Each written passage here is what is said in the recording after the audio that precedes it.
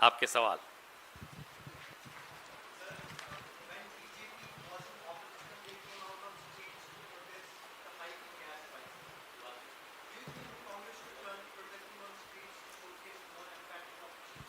Well, we often come on the streets, we get picked up, we get arrested, we still come back on the streets.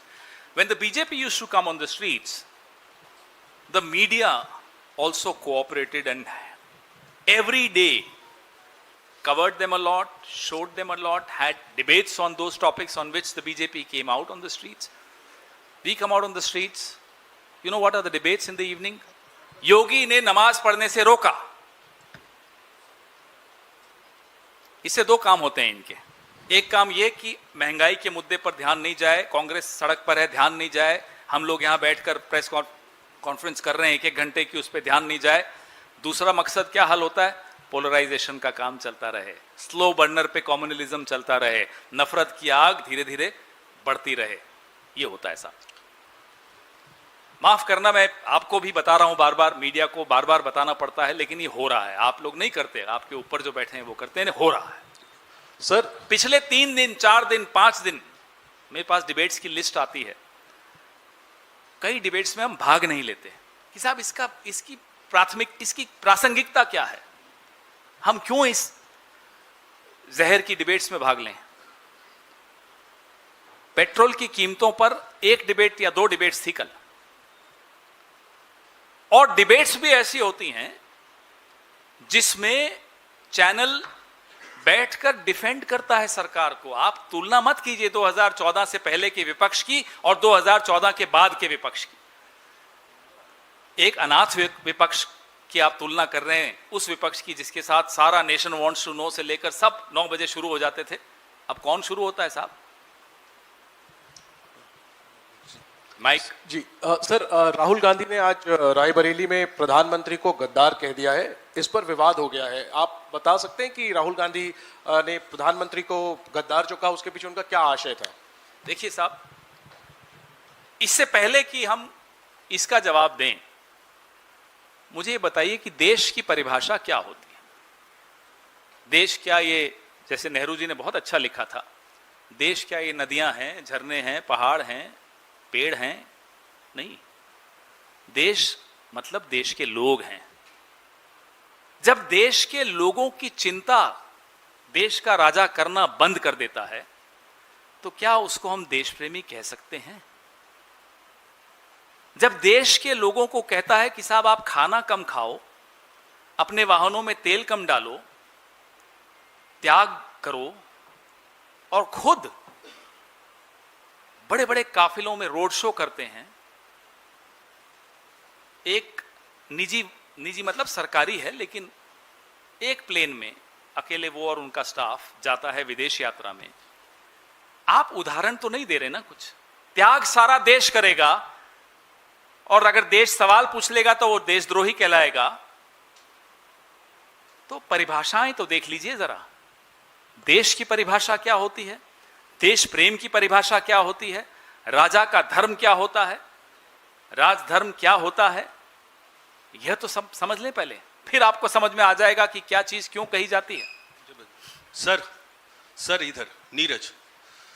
Sir, आपने अपने press वार्ता के जरिए सवाल भी उठाया है कि प्रधानमंत्री के विदेश दौरे पे, तो मेरा सवाल यह है कि आप ही के पार्टी के सहयोगी हैं शरद पवार, वो कह रहे हैं कि विदेश दौरे पे सवाल उठाना ठीक नहीं है, पॉलिटिकल डिफरेंसेस हो सकते हैं, लेकिन प्रधानमंत्री मोदी भी देश के प्रेस्टीज के लिए काम कर रहे हैं। इसी से जुड़ा हुआ दूसरा सवाल है, आपने भी पहले जिक्र किया प्रधानमंत्री ने मेलोडी टॉफी गिफ्ट किया मेलोनी को, आपको विश्वास नहीं हुआ, ऐसा क्यों? नहीं, मतलब अजीब सी तो बात है ना। देश संकट से जूझ रहा है, वाकई जूझ रहा है। आप, हमारे एक साथी आज सुबह फोन कर रहे थे, स्टॉक मार्केट से परेशान। कौन परेशान नहीं है? एक वर्ग बता दीजिए, बड़ा हो, छोटा हो, मध्यम वर्ग, सब परेशान, 2-4 छोड़कर सब परेशान। उस बीच में प्रधानमंत्री जी ट्वीट करते हैं, 4 फोटोएं डालते हैं कि मैं यहां गया, यहां नाश्ता किया, ये किया, वो किया। चलिए अच्छी बात है, करिए आप। कुछ लोग पेड हॉलीडे करते हैं, कुछ लोग अनपेड हॉलीडे करते हैं, वो सब होता है, मुझे उसमें आपत्ति किसी को नहीं है। लेकिन समय संकट का है और संकट के समय में आपको खुद राजा को, देश के राजा को देश के सामने उदाहरण पेश करने चाहिए ताकि सब उन उदाहरणों का अनुसरण करें. You have to become an example yourself. You can't ask me to sacrifice when I see nothing has changed in your life. जी. Sir, this side. Prime Minister was on visit to Norway, and now we have seen that how Media Daily over there, it has put out a cartoon of Prime Minister Narendra Modi showing him as a snake charmer. What's your response on that? No, I haven't seen the cartoon, but having said that, in a democracy, we are used to a tradition when our prime ministers, whether they were Atalji, let's start from the BJP prime minister, whether it was Atalji, whether it was Narasimha Rao ji, Manmohan Singh ji, Rajiv ji, VP Singh, Devegowda ji, Indra Kumar Gujral ji, Indira ji, show me one prime minister who was afraid of holding press conferences, whether at home or abroad. That's why in the middle of my press conference I said, the media is a mirror that shows you the truth. If you are afraid of the mirror, then there is something missing in your truth. डरने की क्या जरूरत है?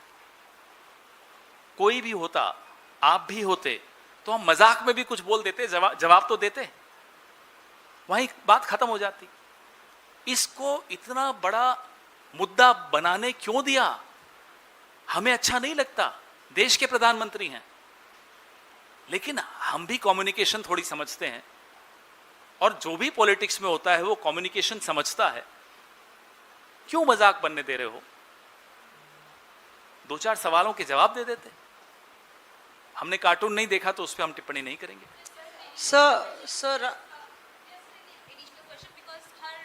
her social media account has also been suspended. Your own party members are linking it with that particular incident where she has asked a question from the Prime Minister. Do you also believe so that this account suspension is being done only because of that? Look, I have no idea about why and who has done the account suspension. I hope what you and I suspect is not true. Since you wanted me to also repeat the answer in English to the snake charmer thing, I think India is much more than snake charmers. Let everybody in the world know this. So, I haven't seen the cartoon, but I don't want to comment on something which is not really in good taste. Having said that, we are used to a tradition where prime ministers were not afraid of press conferences, were not afraid of questions, had something to say to every question, starting from Nehru ji right up to Manmohan Singh ji. Each and every prime minister held press conferences.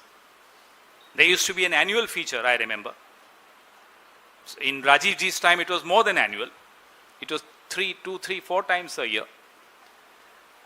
Why should you allow people to ridicule the country by evading press conferences, by evading questions? Sir, इसी जो राहुल गांधी का रायबरेली का दौरा है, जो उनका गद्दार वाला बयान है, उन्होंने ना सिर्फ प्रधानमंत्री नरेंद्र मोदी को गद्दार कहा है, उन्होंने कहा है कि आरएसएस वाले जब आपके घर में आए तो आप बोलिएगा कि पीएम भी गद्दार है, अमित शाह भी गद्दार है और आपका संगठन भी गद्दार है. देश को बेचने का काम आप लोग ने किया है. तो could you please elaborate in English also, sir, and elaborate this reaction? There is a deep sense of anxiety in the country, in every section of the society. There is a deep sense of betrayal that people feel, people who voted for them especially. There is a deep sense of disappointment, sadness, anger. And as a responsible opposition party, we have to necessarily articulate that anger. What Mr. Gandhi said is less than what we hear on the streets about the government. आप ईमानदारी से camera on करके, mic on करके, बीच में edit किए बगैर सड़क पर जाके लोगों से पूछिएगा, आपको सच मालूम पड़ जाएगा. और वो सच जो राहुल जी ने कहा उससे कहीं ज्यादा कड़वा होगा. और कड़वा सुनने की क्षमता राजा में होनी चाहिए. मीठा मीठा तो पूरा ट्रोल आर्मी आपकी आईटी सेल करती रहती है. कड़वा जो बोलता है वही सच बोल रहा है. चुनाव जीतना और अर्थव्यवस्था ठीक करना एक बात नहीं होती। चुनाव कैसे जीतते हैं हम लोग बार बार सवाल उठाते रहते हैं, बार बार उठाएंगे। ये बड़ी अच्छी आर्गुमेंट है आपकी, चुनाव जीत गए साहब, बिल्कुल सही है। हिटलर को 99.4% वोट मिले थे, चुनाव जीत के हिटलर बना था वो। मतलब क्या हुआ इसका? नहीं, हम ये नहीं कह रहे, आप चुनाव की बात कर रहे हैं, हम तो जो कहेंगे कहते रहेंगे, कहेंगे आगे भी मोदी जी के लिए। लेकिन चुनाव जीतने को आप एक यार्डस्टिक बना के चल दें और उसके बाद कहें कि सब खून माफ, 100 खून माफ, अर्थव्यवस्था खत्म हो जाए, कोई बात नहीं, चुनाव जीत रहे हैं साहब, ये कहां की बात है? मीडिया आपके कब्जे में, सारी संस्थाएं आपके कब्जे में, चुनाव आयोग तो जेब में। आपने देखा सीबीआई डायरेक्टर की प्रक्रिया कोर्ट में अभी चल रहा है, मुख्य चुनाव आयुक्त की चयन की प्रक्रिया सुप्रीम कोर्ट में चल रही है, सब कुछ आपके कब्जे में, और फिर कहते हो हम चुनाव जीत रहे हैं। हमारे हाथ पांव बांध दो और कोई आप दौड़ नहीं पा रहे साहब, हम इंसान है ना, नहीं दौड़ पा रहे, खोलिए ना रस्सी, फिर देखते हैं, आपको दिखाते भी हैं। पवन जी 2014 से पहले जब पेट्रोल डीजल या गैस के दाम बढ़ते थे, चाहे 1 रुपया बढ़ता या 2 रुपया बढ़ता, तब का विपक्ष सड़कों पर आता था और सरकार पे दबाव बनाता था। कई बार तो ऐसा हुआ कि सरकार को पैसे वापस लेने पड़े। 2014 के बाद ये ट्रेंड बदल गया। 2014 के बाद हुआ ये कि सरकार पैसे बढ़ाती है, विपक्ष प्रेस कॉन्फ्रेंस करता है या छुटपुट कहीं पर जो है कोई प्रदर्शन किया और वापस आ गए, प्राइस बढ़ते चले गए, 50, 55, 60, 70 पे थे, वो 100 पहुंच गए। सर एक मिनट कंप्लीट कर लीजिए। सॉरी। तो वो 100 पे पहुंच गए।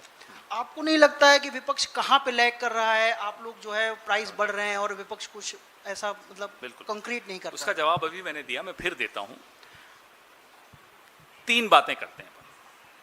2014 से पहले का विपक्ष, 2014 से पहले की सरकार, माफ कीजिएगा 2014 से पहले का मीडिया, अब ये तीनों को लेते हैं हम एक एक करके। 2014 से पहले का विपक्ष वही करता था जो विपक्ष को करना चाहिए, मैं मान लेता हूं आपकी बात। 2014 से पहले का मीडिया भी वही करता था जो मीडिया को करना चाहिए था, यह भी मैं मानता हूं।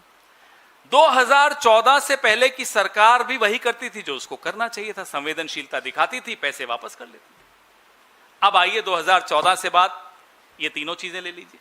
2014 से बाद का विपक्ष कोशिश पूरी करता है, सड़क पर भी आता है, प्रेस कॉन्फ्रेंस भी करता है, आवाज भी उठाता है, संसद में बोलने नहीं दिया जाता फिर भी बोलता है। अब बाकी दोनों पे आ जाइए। 2014 के बाद का मीडिया, मैं कुछ बोलूं या आप खुद समझ गए? बोलिए, बताइए। मेरे पास आंकड़े हैं, पिछले 12 साल की डिबेट्स के आंकड़े हैं, पिछले 12 साल के प्राइम टाइम की हेडलाइंस के आंकड़े हैं। इसलिए आप बोले या मैं बोलूं कि पिछले 12 साल में मीडिया ने क्या किया? मीडिया ने वो नहीं किया जो उसे करना चाहिए था, ये मान लीजिए। अब आइए सरकार पर। जो सरकार को करना चाहिए कि साहब कुछ गलत फैसले वापस ले लीजिए, वो नहीं करती। क्यों? फिर से आइए मीडिया पर, क्योंकि मीडिया का दबाव नहीं है। एक सेकंड। अकेले विपक्ष से आप बोलो कि आप सड़क पर आ जाओ, अरे साहब 4000 किलोमीटर सड़क पर चले हैं, आप किस विपक्ष की बात कर रहे हो? 4-4 महीने भारत जोड़ो यात्रा में सड़क पर मुद्दे उठाए, मुद्दे सुने, मुद्दे समझे, उस विपक्ष की बात कर रहे हो कि वो सड़क पर नहीं है? मीडिया, सरकार और विपक्ष, बताइए कौन अपना धर्म नहीं फॉलो कर रहा? इसका जवाब आपको समझ में आ जाएगा। पवन जी, माइक धारक कौन है? पवन जी, मेरा सवाल यह है कि आज जब देश भर में एक पेट्रोल, डीजल और ईंधन की इतना बड़ा संकट दिखाया भी जा रहा है और है भी, और कई प्रदेशों से तस्वीर आ रही है कि पेट्रोल पंप के बाहर लंबी लंबी कतारें लगी हुई है।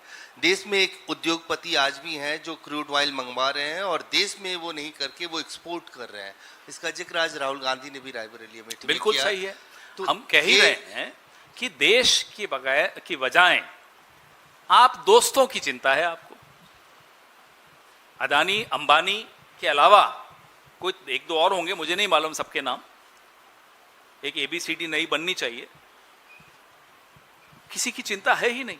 हम बार बार कहते हैं जो लाभ कंपनियों ने अर्जित किया जब तेल सस्ता था, वो लाभ आपने लोगों को नहीं दिया। प्राइवेट सेक्टर में जो कंपनीज हैं उनका लेखा जोखा सबके सामने रखिए।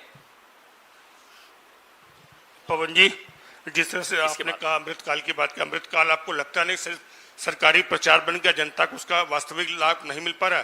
दूसरा सवाल, केंद्र सरकार लगातार मुफ्त राशन कल्याणकारी योजनाओं का हवाला देती है, क्या यह सरकार की जो है अमृतकाल की मजबूती का संकेत है या बढ़ती गरीबी? ये मजबूती का नहीं, मजबूरी का संकेत है। आप हाथ यूं करके प्रधानमंत्री जब कहते हैं कि मैं 5 किलो चावल दे रहा हूं, आप नहीं दे रहे साहब, ये भी हमारा ही आपका पैसा है, प्रधानमंत्री का पैसा नहीं है, लेकिन हाथ यूं होता है। आप सोच लीजिए मानसिकता क्या है। ये सिर्फ वेलफेयर स्कीम्स पर आधारित अर्थव्यवस्था नहीं होनी चाहिए। वह अर्थव्यवस्था ग्रोथ पर भी आधारित होती है। ग्रोथ के साथ वेलफेयर स्कीम्स समझ में आती हैं। जो देश में कैपिटल है, उस कैपिटल को देश की अर्थव्यवस्था पर कॉन्फिडेंस नहीं है, उस निवेश को देश की अर्थव्यवस्था की मजबूती पर विश्वास नहीं है, इसलिए वो निवेश देश की अर्थव्यवस्था से खींचा जा रहा है। इसलिए देश के भीतर जो निवेशक हैं वो भी घबराते हैं निवेश करने में। पवन जी, आपने अंतर्राष्ट्रीय मामलों पर सरकार को घेरा है, बिल्कुल सही है, विपक्ष का काम है आईना दिखाना, लेकिन आपकी नज़र में भारत की विदेश नीति में सबसे बड़ी कमजोरी क्या है, जहां पर दिक्कत आ रही है? सबसे बड़ी कमजोरी हमारी विदेश नीति में पिछले 10 साल में, 12 साल में देखने को जो मिली, उन्हें दे दीजिए, वो ये है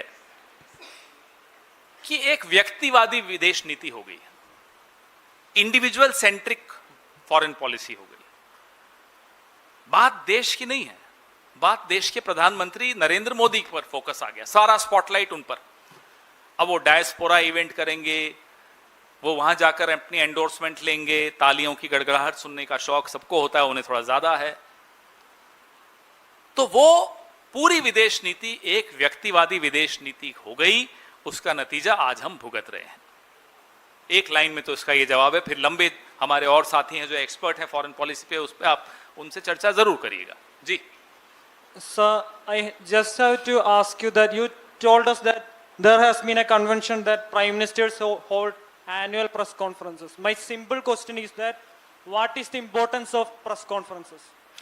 The importance of press conferences is that you can ask questions to your prime minister directly without any mediator, and it should be a completely open exercise without sending questions to the prime minister.